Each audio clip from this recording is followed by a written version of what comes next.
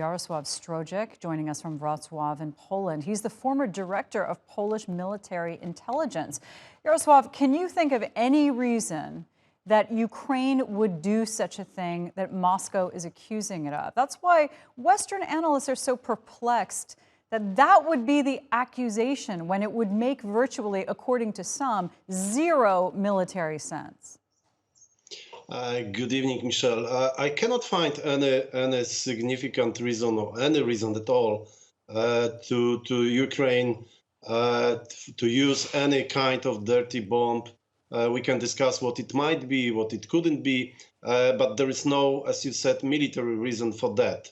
Of course, I might imagine using some other, let's say, rockets to strike military targets or key infrastructure Russian targets, which is not happening now. So it might happen in the future. But let's be clear: Putin needs a cause for using more weapons, perhaps before winter pause. Got it. So day to day, we see Russia go to the nuclear angle. They bring it up in one way or another. Now we're seeing these large-scale nuclear drills. What do you make of this? What do you see this as? A warning to the West?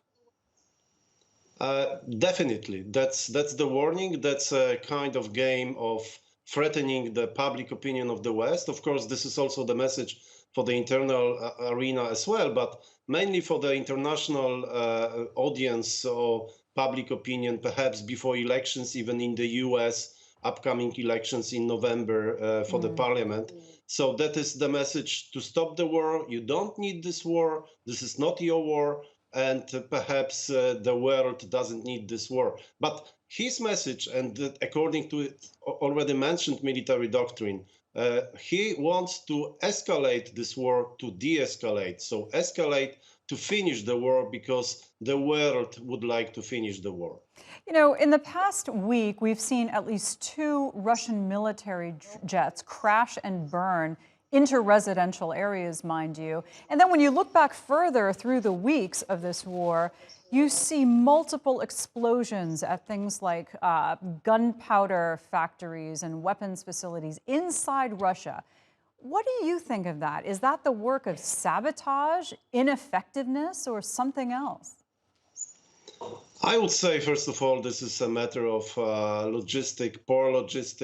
maintenance of the military equipment. Still, it happened in the past, and now with this military equipment being used so often and so heavy, these accidents are happening.